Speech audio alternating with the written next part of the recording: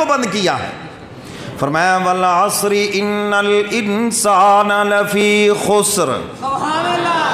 حق تعالیٰ فرماتے ہیں مجھے عصر کی قسم ہے۔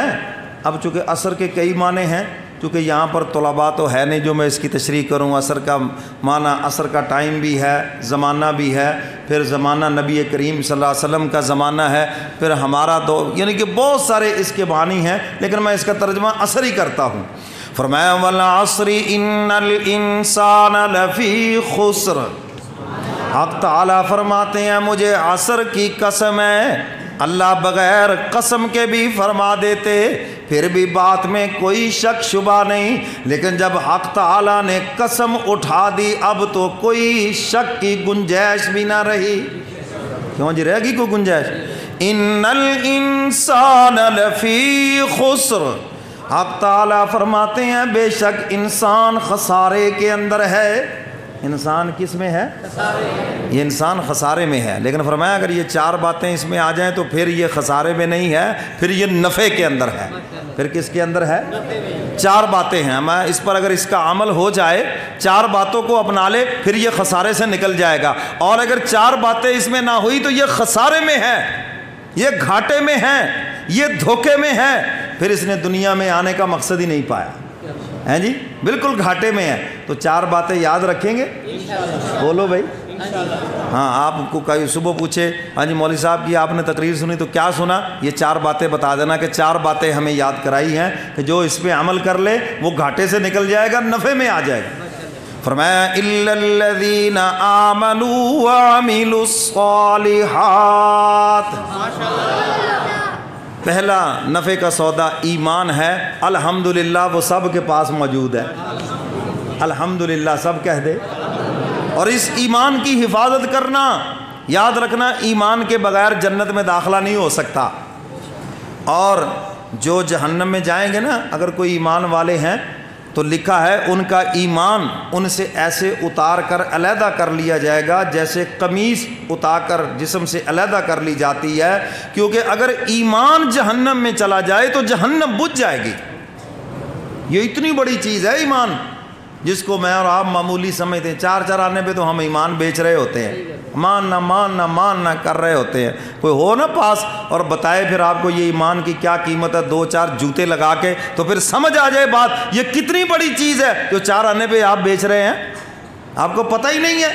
صحابہ نے اس ایمان کے لیے کتنی بڑی قربانی دی، ہمیں مفت میں ملی ہے تو قدر ہی نہیں ہے اس کی، اور چار چار آنے پہ ایمان ڈولتا پھرتا ہے۔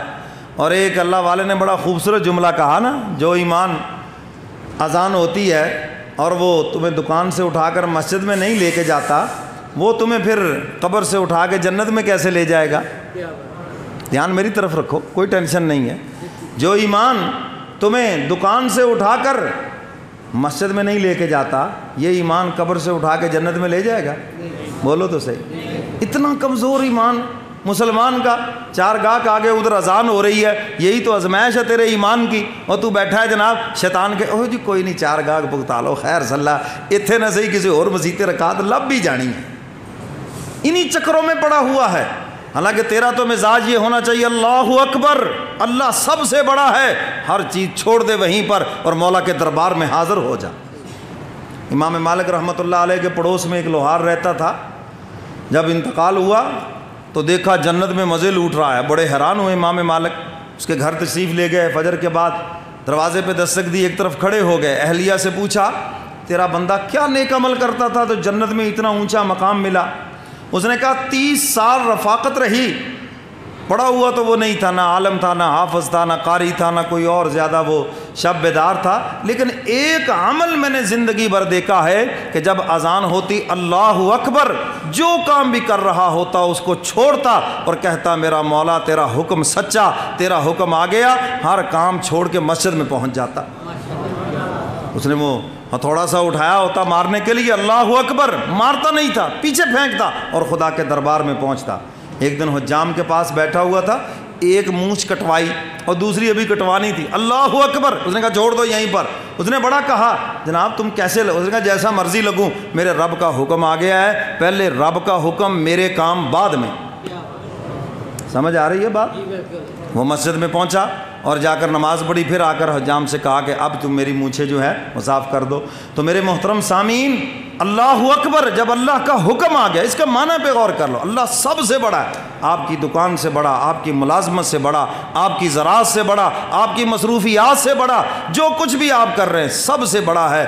تو اس لیے جب مولا کا حکم آ جائے، سب چھوڑ کر مولا کے دربار میں۔ اور ہم بیٹھے کیا کر رہے ہو؟ جی کوئی بات نہیں، ابھی تو 20 منٹ ہیں، میں نے بڑے آرام سے جا کے سنجے سے فارغ ہو کے وضو کر کے، کوئی نہیں، ایک آدھی رکعت تو مل ہی جانی ہے۔ یہ کیا سوچ ہوئی آپ کی؟ آپ کا مزاج تو یہ ہونا چاہیے کہ جب مولا کا حکم آ گیا، ایمان اتنا مضبوط ہونا چاہیے، جس رب نے اب گاہک بھیجے ہیں، جب میں نماز پڑھ کے آؤں گا تو پھر وہ گاہک بھیج دے گا۔ کیوں جی؟ نماز پڑھ کے آؤ گے پھر نہیں بھیجے گا؟ بولو بولو۔ عبادت کے بغیر بیٹھے ہو، رزق بھی دے رہا ہے، گاہک بھی بھیج رہا ہے، جب اس کی عبادت کرو گے، دعا مانگو گے، اس کو راضی کر کے آؤ گے، کیا پھر نہیں وہ گاہک بھیجے گا؟ بولو بولو، بھیجے گا نا۔ تو اپنا ایمان مضبوط کرو۔ آج ہمارا ایمان بہت کمزور ہے، چار چرانے پہ ڈول رہا ہے، ہمارے نوجوان کا بیچارے کا حسن دیکھ کے ڈول جاتا ہے۔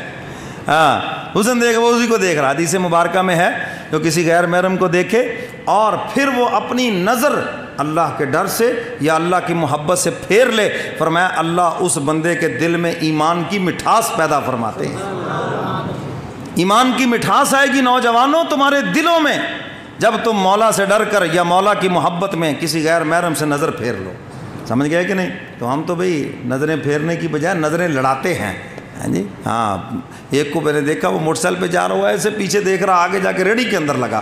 میں نے کہا یہ پیچھے سے بھی کچھ نہ ملا اور آگے سے جا کر اپنا بھی منہ توڑوا لیا۔ تو میرے محترم سامعین، یہ بے وقوفوں کا مرض ہے، بد نظری، بے وقوفوں کا، ملنا ملانا کچھ نہیں، اور لعنتیں برس رہی ہیں۔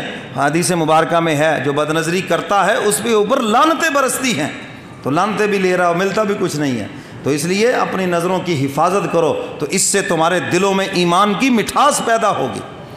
تو میں اس کے اندر زیادہ نہیں، بس اتنی بات ہی عرض کروں گا کہ یہ نعمت حق تعالیٰ نے سب کو عطا فرمائی ہے، تو اس نعمت کی خوب حفاظت کرو، کیونکہ اس کے بغیر جنت میں داخلہ نہیں ہو سکتا۔ اپنے ایمان کی حفاظت کرو۔ اور شیطان صرف ہمارے اعمال کا ڈاکو نہیں، ہمارے ایمان کا ڈاکو ہے، ایمان کا۔ وہ ہم سے نماز چھڑا کے خوش نہیں ہوگا، وہ تو اس سے آگے جائے گا کہ جتنے بھی اعمال ہیں وہ چھڑائے اور آخر میں ایمان سے اس کو محروم کرے۔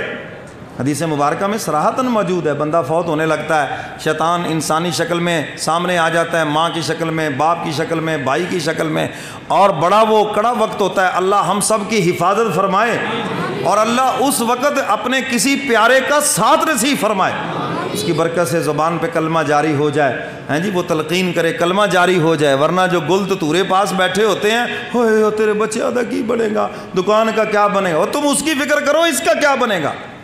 کیوں جی؟ ایسے ہوتا ہے یا نہیں ہوتا؟ تو اس لیے فرمایا کہ جب ایک مرتبہ اسے کلمہ پڑھا لو، پھر دنیا کی بات ہی نہ کرو۔ شیطان آتا ہے ان شکلوں میں اور آگے پتہ کیا کہتا ہے، ہمیں تو کلمے سے کچھ نہیں ملا، ایمان سے کچھ نہیں ملا، تو بھی ایمان کا انکار کر دے۔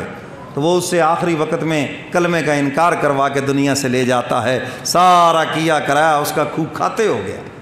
تو اس لیے اللہ ہم سب کے ایمان کی حفاظت فرمائے اور سب کا ایمان کے اوپر خاتمہ فرمائے، اور جس کا ایمان پہ خاتمہ ہو گیا، یاد رکھو، میں آج ہی پڑھ رہا تھا، حضرت تھانوی رحمۃ اللہ علیہ نے بڑی خوبصورت بات فرمائی۔ فرمانے لگے بعض بندے جن کا آخری وقت وہ کلمہ نہیں پڑھتے، لوگ سمجھتے ہیں شاید اس کا کلمے پہ خاتمہ نہیں ہوا۔ فرمایا نہیں، یہ بات بالکل غلط ہے۔ کلمے کے منافی جب تک کوئی جملہ زبان سے نہ نکالے، ہر بندے کا خاتمہ کلمے کے اوپر ہی ہے۔ پھر حضرت نے مثال دی، فرمایا دیکھو بھائی، جس کا نکاح ہوا ہے، اگر نکاح کے خلاف کوئی جملہ زبان سے نہ نکالے تو نکاح باقی ہے نا۔ اگر اس کا اسی حالت میں خاتمہ ہوتا تو کیا کہتے ہیں، نکاح پہ ہی خاتمہ ہوا، فلانی اس کے نکاح کے اندر تھی، یا فلاں کے نکاح میں فلاں خاتون تھی اور اسی پہ اس کی موت ہوئی ہے، یہ اس کی بیوہ بنی ہے۔ تو بالکل اسی طرح فرمایا جس کے دل میں کلمہ موجود ہے، اگر کلمے کے خلاف کوئی جملہ زبان سے نہیں نکالا، کلمہ اگرچہ نہیں پڑھا، فرمایا پھر بھی اس کا خاتمہ کلمے کے اوپر ہی ہوا ہے۔ کہہ دو سبحان اللہ، ساتھ ہی کہہ دو ماشاءاللہ۔ فرمایا الا الذین آمنوا، پہلی چیز فرمایا وہ لوگ جو ایمان لائے وہ خسارے سے نکل